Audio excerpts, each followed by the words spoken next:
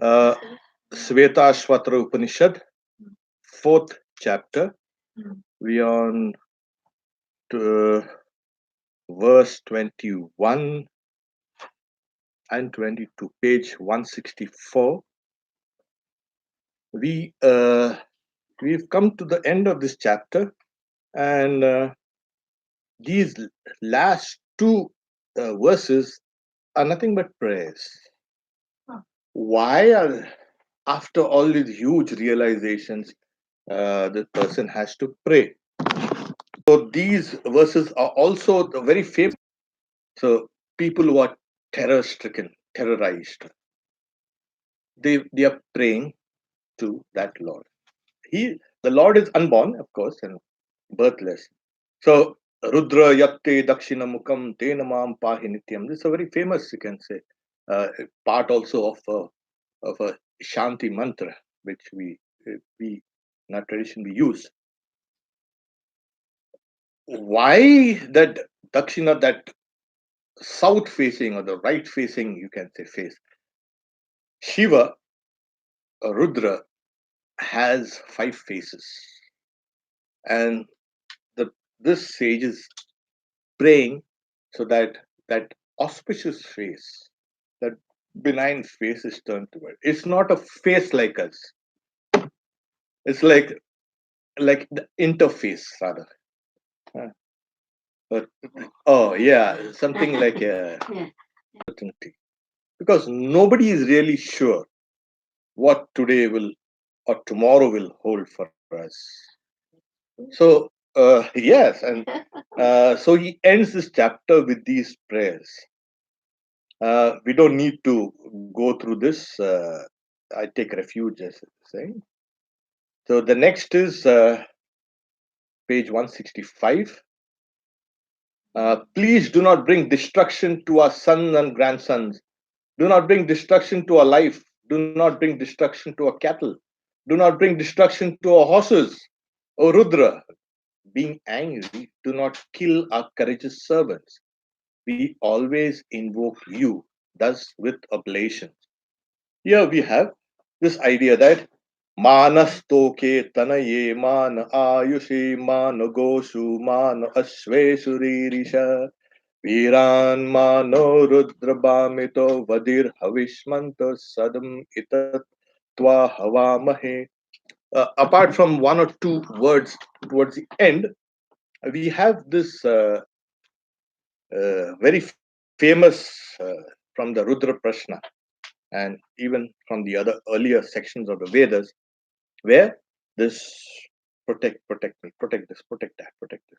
See, these people are very simple in their, you can say, prayers. No? They were not very complicated, saying that, oh, you are here and we'll pray. Why? What's wrong with prayer? And we also need to understand this.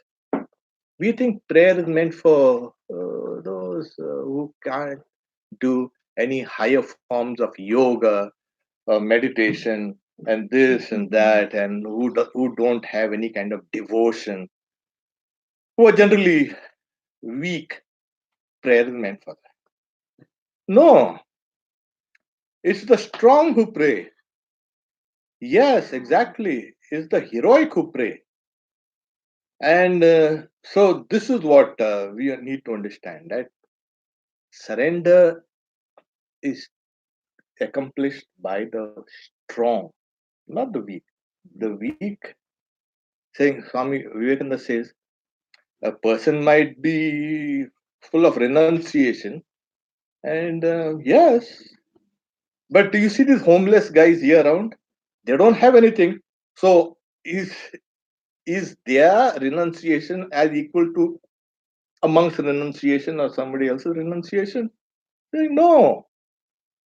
His only possession, the body, has become everything. And that is what is, that's the height of possession. This is my body. So renunciation also should be understood like that. Buddha had a kingdom to renounce. Yeah. So that's renunciation. A beggar does not have anything. What will you going to renounce? must have something to know. So what do you have? You have your strength, your courage, your fortitude, your spirituality also. And then you surrender, saying, "This is yours. I give it all to you. Take it." It comes from the surrender comes from real strength. So this is how we need to look. So this prayers uh, end the fourth chapter. I went hurriedly through this because we'll take the fifth chapter. That's important. So you've seen all those realizations, and so the fifth chapter begins with 166.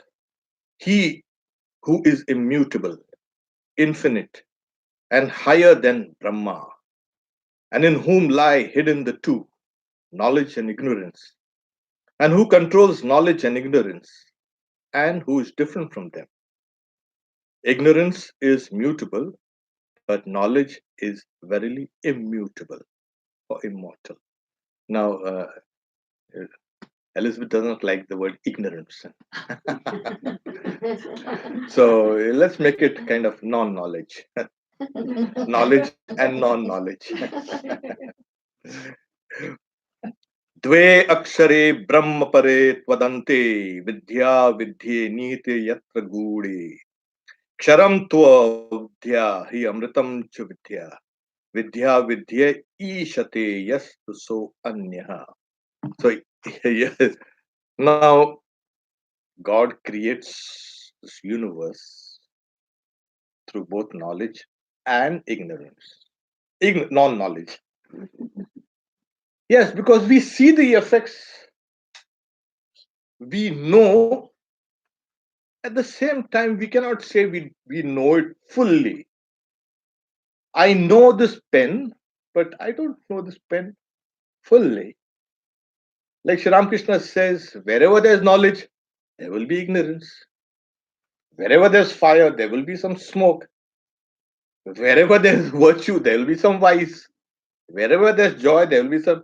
Shri Ramakrishna says that, yes, he's saying, he gives a nice example. If a thorn pierces your foot, what you do is you take another thorn which is lying around and you pull out both and throw both. One example. Second example Sri Ramakrishna gives is there are two types of Maya. One is Vidya Maya and with Avidya Maya. What Vidya Maya leads you to God. All this meditation, japa, all this are all Maya. What is this? So there are some teachers who say, don't do all these things. You just become aware of things. Why do you want to do all this meditation? It's all Maya. But the scriptures are unequivocal. One has to practice spiritual disciplines. And those who teach, don't worry, God will, He knows everything, your heart. You don't need to pray. You don't need to do anything. You don't need to. Uh, you will have a kind of a, you know, confused idea of God. So we need to do this. This is also within the realm of Maya, but it leads you beyond. And what is Avidya Maya? That which leads you away from God. That's called Avidya Maya. So here we have these two things, knowledge and non knowledge, are both situated in that being. Yet that being transcends both knowledge and non knowledge. So here is that he who is immutable, that reality is immutable, infinite, and higher than Brahma. Now, the higher than Brahma, Brahma is the creator. Higher than Brahma is Hiranyagarbha, the subtle aspect of the creation. And then there is another causal aspect of creation called Ishvara. So it could mean either Ishvara or Hiranyagarbha or you, the Supreme Brahman. So that's why it's a Brahma Pare tu Ananta, which is transcending time, space, and objects. That's what it is. So this reality, which is such, saying, and this reality controls both knowledge and non-knowledge. Yeah, there it is. Why? Because he is the, you can say, uh, he is very, ignorance is mutable, but knowledge is very immutable. The word immutable is ignorance. What happened? And the second thing will lead you to the third thing, and the fourth thing, and fifth thing. What non-knowledge does is leads you astray, puts you in a kind of a bind, and keeps you running around in circles. The person who has a lot of non-knowledge, you'll find this person very egotistical. I know this, I know that. This is, oh, this is it. And he does, that person does not know anything, but keeps on. And one thing will lead to the other, and another, and gets caught in that process of karma. So this person, and the knowledge sees the unity. Here, that divine spirit, here the divine spirit, here the divine. There is the differentiation is on the surface. What is that unity? That is knowledge. So that's the reason why it's called, one is called mutable. The non-knowledge is called mutable. It takes you away slowly, slowly, slowly. It leads you away. And knowledge is immortality. Yes, it is actually, it unifies. All the diversity we see is due to non-knowledge. And all the unifying principles within us is knowledge. Why both are there within that being? Because that being has to create this universe out of both these powers. Yeah, because they are palpably experienced by us, and both these, is then God affected by this knowledge and non-knowledge? No. Sri Ramakrishna gives the example of a snake has venom. It's not affected by it, moves about. But if it bites somebody, that guy's got to take a antidote quick. So that's the reason why both of them are in that being. And the next verse will clarify it, because he kind of throws a net around, the net of Maya, and he has to keep everybody engaged, the gods, the demons, and human beings, and this and that, and everyone has to be kept busy with something. Like the mother, she will give a toy saying, "You play here, I'll be back in a while." And that the child keeps on playing with that toy, and then he's busy, and then he forgets the mother, everything. After he gets bored or he gets disgusted to the toy, and he'll start wailing for the mother. Then the mother comes.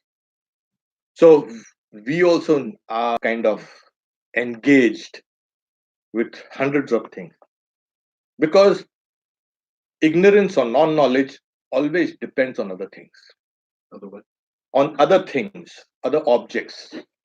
The mind has to depend on objects. When the mind can stand alone, it is self-fulfilled, and it can really become independent. So non-knowledge gives you dependence, and knowledge gives you independence, or I'll say amritam, immortality. The translation, of course, is not you know perfect, but it follows the commentary. That's the reason why the translation is being done like this, because the translator was not an ordinary I thought immutable meant changing. change. Immutable Yeah. and Yeah. immutable. And Yeah. immutable is unchanged. Unchanged. Okay. So both these things are there in this universe. The universe is change and changelessness, both together. So nothing changes. The matter, the material is constantly there, but it configures in different frequency forms, and the whole thing. Haha.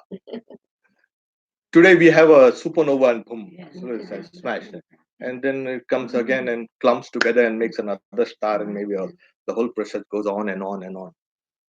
So both these are in that being, the lower section of that being. That being transcends both. That's the reason why he's saying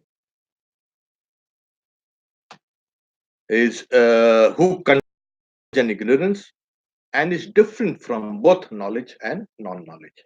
This is the idea. Because if you would have God as with a permanent, you can say, quality of knowledge and non-knowledge, then that itself would become mutable. So this is called a Saguna Brahman and Nirguna Brahman. Yeah. So this is what we say as conditioned reality and unconditioned reality. So we have this. So both these things are there. Like I said, and we were coming down to what Ted was asking: mm, male and female, and the divine mother and the supreme Lord. Are they there? Yeah, technically they are there, but then also both are actually one. It's a composite image of, and in each being there's a male and there's a female. There is no kind of maleness, exclusive maleness, or there's exclusive femaleness. The whole world is a kind of composite of both males and females, and that composite image can be called as knowledge and ignorance, non-knowledge. We are a composite of both knowledge. Somehow we know, and yet we all say, yeah, I know that I do not know. I know, but I do not know this. So even in non-knowledge, you have this kind of distinct awareness of your non-knowledge. I know. Yeah, really. How much? Oh, not much, but I know little to get by. Oh, that won't help. A kind of a rocket scientist. Yeah, I know a little to push it, bring it back in. No, I can't do that. No, you want that won't do. Half knowledge. One of my teachers is half knowledge is dangerous, and it seems we are trying to push and push and push and push. There's something called, like I repeat this one thing is called chaos, another thing is called order, and we got to stand on the line that divides both. If you stand on the knowledge side, I know everything, and Sri Ramakrishna used to get annoyed with this kind of, I know everything. No, what do you know, you fool? There was one guy who he plucked a flower to the aroma. Ah, and Sri Ramakrishna got so annoyed. What?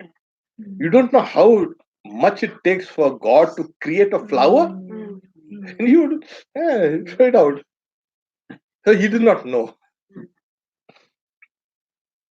So from chaos, we've got to extract order. And this is our life work. What do we do?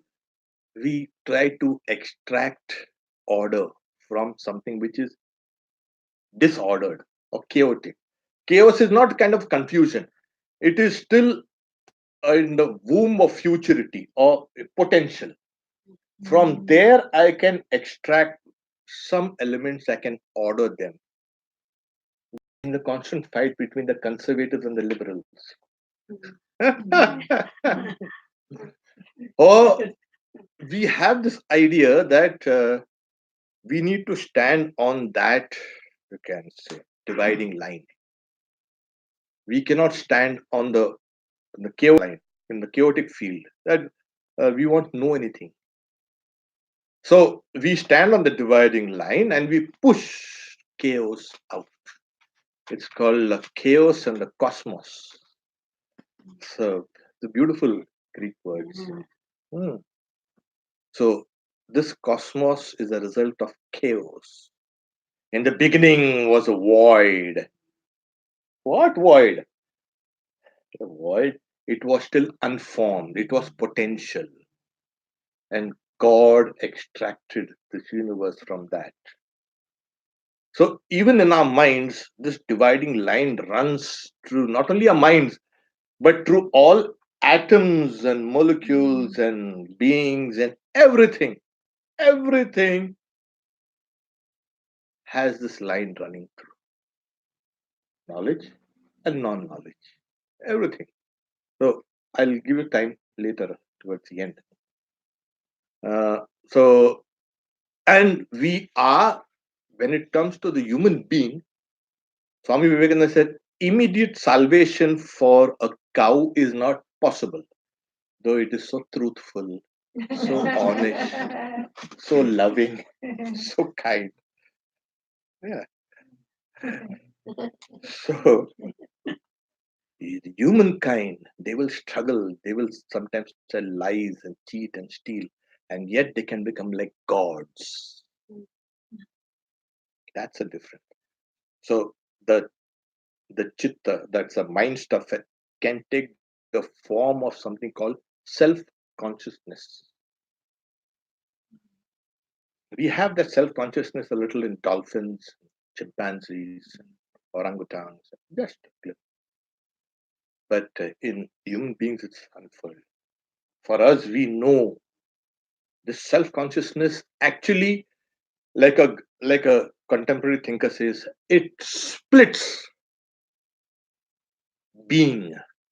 That's the absolute being, and self consciousness, as it were, divides that being into two halves.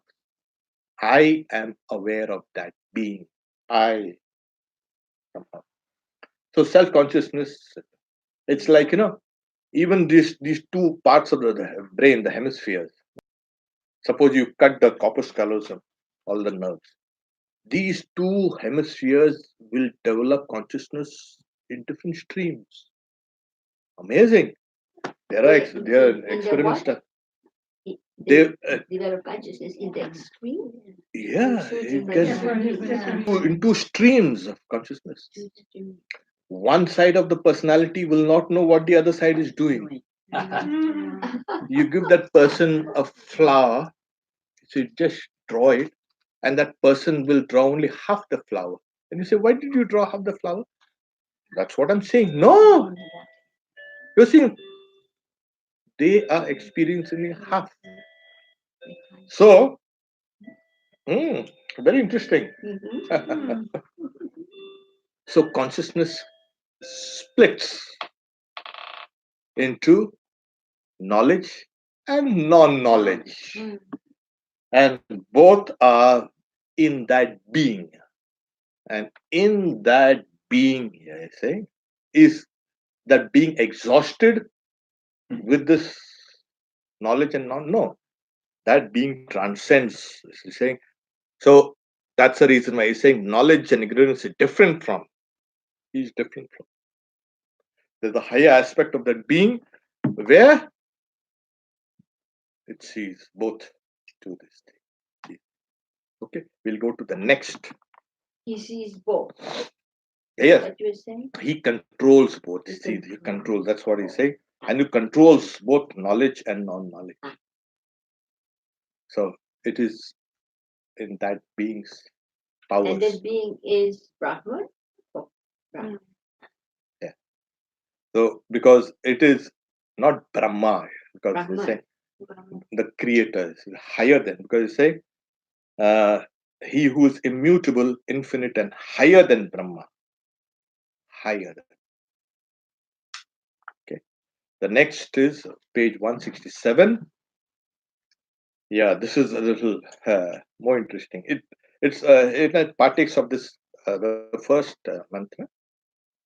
He is the one who rules all the places and is in all the colors. It's translated as colors, but actually it's the rupa is forms and all the sources. So he is the one who rules all places and is in all forms and in all the sources of those forms, who filled with multifarious knowledge, m- many types of knowledge. Whom did he fill? The sage Kapila, when he was born in the beginning, and whom he saw as he was being born. What is the sage Kapila? Is that sage the author or the promulgator of this Sankhya philosophy? No. Uh, Apparently, the Kapila is the father of the most ancient, you can say, philosopher the world has ever seen was the sage Kapila.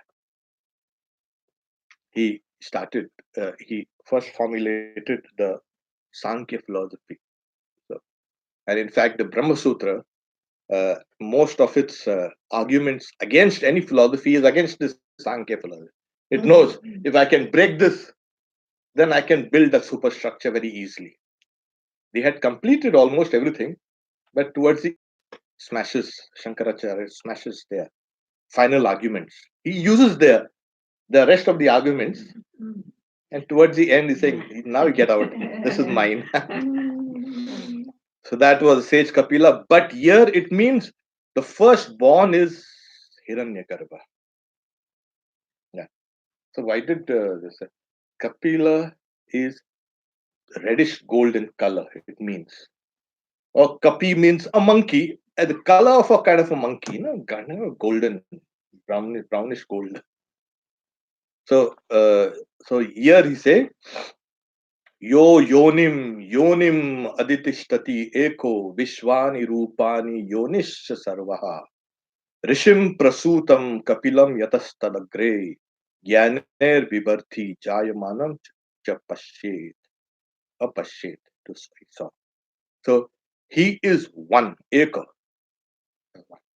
Then two, what about the divine mother and the divine lord?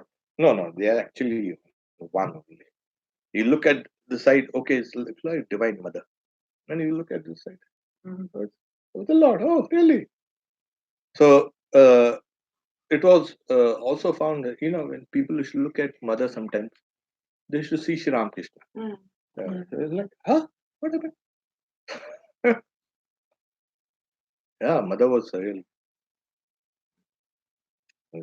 tremendous. Anyway, let's not get diverted by one who rules all the places.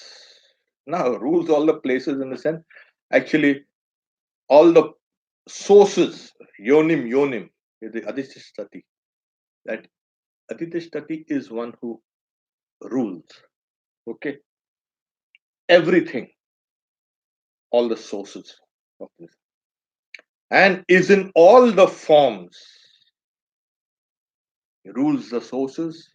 What's the source? Yeah, the seeds of everything. Everything evolves. The tree evolves, the universe evolves, we evolve. Yeah, and we keep a record of the whole thing. If you go through our records, you'll be shocked. Hey, did I do that? Yes. We've got a record of it in our DNA. That huge. And that's matter. And in the mind, we have all the records kind of put in the mind. In the chitta. Yeah. Vasana. When they are crystallized in Vasana. So the whole, you can say, process, it's all there. So I didn't do that. You did that. All that. Just check up on. So that's what he's saying. He rules all the sources and all the places. So it's in the end, in the middle, and the beginning. That's what it is saying. And who filled with multifarious knowledge, the sage Kapila. Now, multifarious knowledge, what multifarious knowledge? Oh, God. The different types of knowledge. What types of knowledge? Yeah, like physics and chemistry and biology and psychology and philosophy. Different types of. Yes, you can say that also, because we have something called dharma, jnana, vairagya, aishwarya, all the qualities of the Lord. Bhagavan is called Bhagavan because the Lord has all these qualities. So he filled the firstborn, Hiranyagarbha, with all this knowledge. Sri Ramakrishna said, see, if a Babu, if a gentleman does not have any title or any money, who is going to call him a Babu? Or who's going to respect him? Hmm. So if God has no powers, what do I do with you? Why should I pray with you? So the creator, the firstborn, has multifarious powers, and they have been instilled or installed in that by that supreme there. And that's Hiranyagarbha. Yes. Is this what they call the cosmic mind as well? Yes. Now, what's the Cosmic meaning of the settlement. cosmic mind? It includes everything. Yes. It is. Now the commentator is very clear. He's saying, so he's saying, what he's saying, when Hiranyagarbha, when it's time for creation, Brahma or Hiranyagarbha meditates, and in that mind, the knowledge of the previous creation flashes. Knowledge of the Vedas, as I say, flashes. They say when the knowledge flashes, this universe issues out of that through that sound of Om, and this whole thing comes out. So in Om is that knowledge also, you can say. Supreme knowledge is hidden inside that. If the end and the middle and the beginning of all forms is that, and from all these things have come from Hiranyagarbha, and the Lord has put all that knowledge in Hiranyagarbha. So all this knowledge also issues. How do we hold it? By meditating on Hiranyagarbha, or meditating on the form of Hiranyagarbha. What's the form of Hiranyagarbha? Oh, you know, that Om can take various forms also. It can concretize into Ramakrishna. So that's why one of the hymns for Sri Ramakrishna is Omkara Vedyam. One who knows the Omkar. Sri Ramakrishna is Vedamurtaya. He is the form of the Vedas. Now, when you look at all these things, but then Sri Ramakrishna was born in Kamarpukur. He lived in Dakshineshwar and he worshipped Kali and all. Yes. Hmm. That's a kind of a screensaver. We don't see that infinite. Just today, I think we are reading. You heard it properly. There was a devotee who was meditating beside mother, and like, she was meditating. She saw mother without clothes and giving birth to beings like small like ants. She was frightened, Wow. and then again he looked at mother meditating there in that usual form of her. Then she tells mother, "I seen you like this." Oh, Shri Ram Krishna. She never took everything on herself. There Sri Ramakrishna showed you Prakriti, Mm. the form of Prakriti. That form of what? Prakriti. Nature. Prakriti. Yeah. So, but then we'll say, but that is mother. Yeah, that is mother. But then there's another higher aspect of mother who creates this whole universe from her. So this is exactly, it's morning you remember? Yes. Ah, And then she was eating it too. She yeah, was giving birth. exactly. Eating something. Is that a different story than the one Yeah, in the lake? yeah, yeah. But it's the same story. It's almost the same story. That Sri Ramakrishna he saw, not lake, it's from the Ganga, Ah, from the Ganges, that female from mm. he was sitting there. So so then how do we worship this kind of God? It's God, it's terrible. But this is nature. So here we have Prakriti, or the you can say matrix, who is in all forms, who produces all forms and enters into them and yet transcends all these forms. Because what happens is these beings are born from her. This you must understand. We are all born from mother. So we partake of that nature of the mother in a smaller configuration, probably. So again, we come to Ted saying that you separate. Yeah, God is separate and me separate. No, don't start with you. We may commence with that. We start with that. I'm separate and God is separate, and then slowly, as we keep on approaching that divinity, Salokya in the same place, Samipya near Sarupya. Then you say, oh, that mother and me of that same stuff, and then Sayujya. Then I'm one with that. So these are the different stages of liberation in the devotional scriptures. Even in the devotional scriptures, yeah, your final merging takes place. It has to be because a drop of water cannot stay away from the ocean for too long. It will have to go back to the source. So here it is. He is the one who rules all places.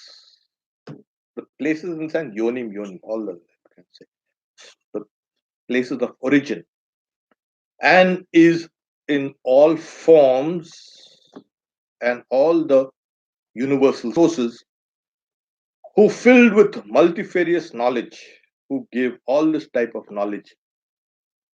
How did he give? Like I said, he filled.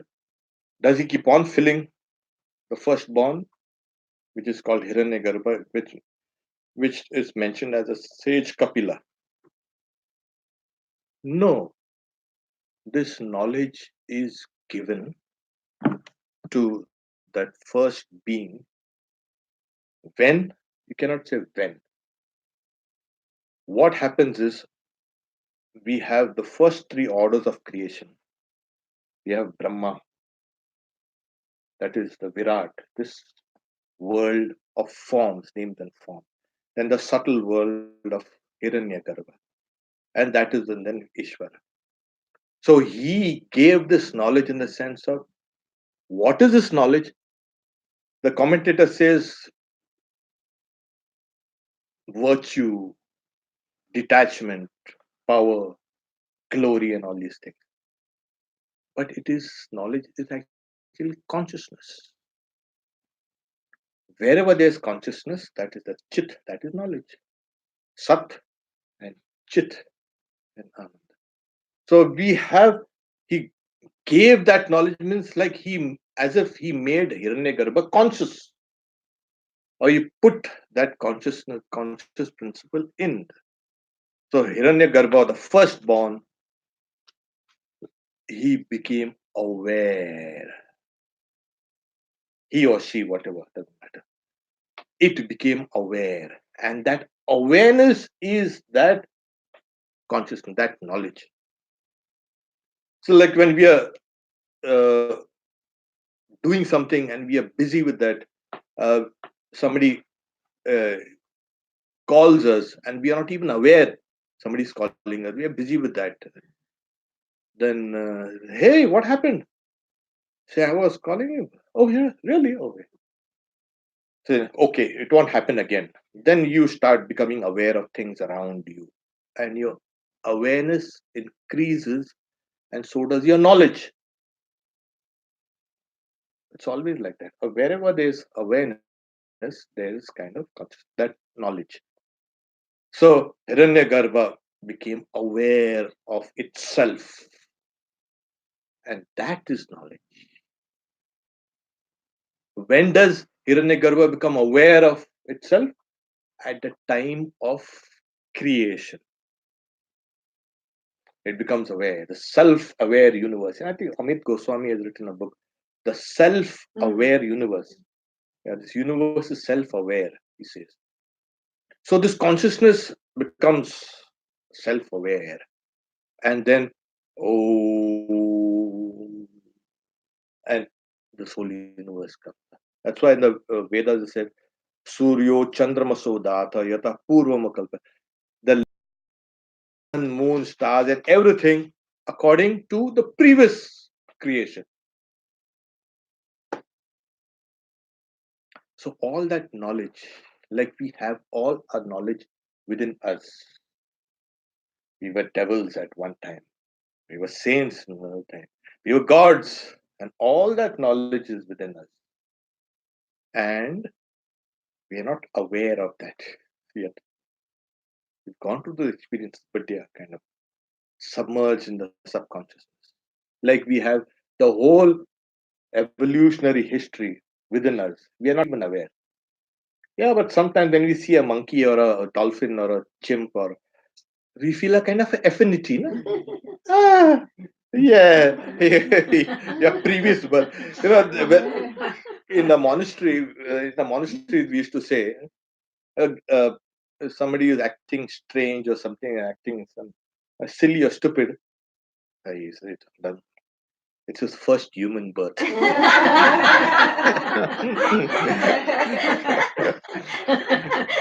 So he's monkeying around, so it doesn't matter. First human birth. So okay, fine. So that was it. So the first human birth, the firstborn, that supreme being, he saw the first one being born. So he's prior to the firstborn. And in the firstborn, he made that consciousness, you can say, flash. That's the various types of knowledge that came out of it. If I have so many things in my pocket, but I'm not aware of it, it's more like I don't have anything. When I'm aware, I've got this and I've got that and this and that. Oh, yes, I've got all these things. Then I really possess it. So knowledge is a kind of you possess it, you know. So you might have everything that you might not know, then that's not good enough. At least for the creator, it's not good enough. He has to know. If Hiranyagarbha does not know, then God save us. Hey, I did some japa today. Oh, really? You did? Oh, I forgot. Oh, I don't know. It'll create a chaos. Who? And all the good works and karma yoga and all this. Hey, Hiranyagarbha, he knows every being. He knows every heart. He knows pain in my neck, on my stomach, on my hands or leg. I've got it. But Hiranyagarbha is aware of itself. We are like in the body of Hiranyagarbha. And Hiranyagarbha is aware. We are not separate actually. So this is the meaning of here, these two mantras. There's a long, you can say, commentary, but it's not very necessary. Uh, we will take the next third verse, not on Friday, uh, but next Wednesday. I need There's to. nothing on Friday then. Friday morning there will be no. The only day I have off. Aye. For you to meditate, Saki. Huh? For you to meditate that. So No, probably working. She's I am probably doing something. going out for a while. So When we ask questions here, everything got so muddled. We didn't know when you were speaking, when you weren't speaking. He went Oh. to Shiva's class and found you. We can't. really, Yeah, don't you have something? That, it's all it's in the state bulletin. Yeah, we didn't. Not all of Not them. in the Yeah, all of Um, them, all of them. This class is in the No, not this, Yeah, but this because- is in the email that's sent. No, Mother, This that's is not in in the the email. email. I don't get Tuesday it. night class who's speaking, that's not in the email. But it's in the bulletin. All those details are there in the bulletin as in which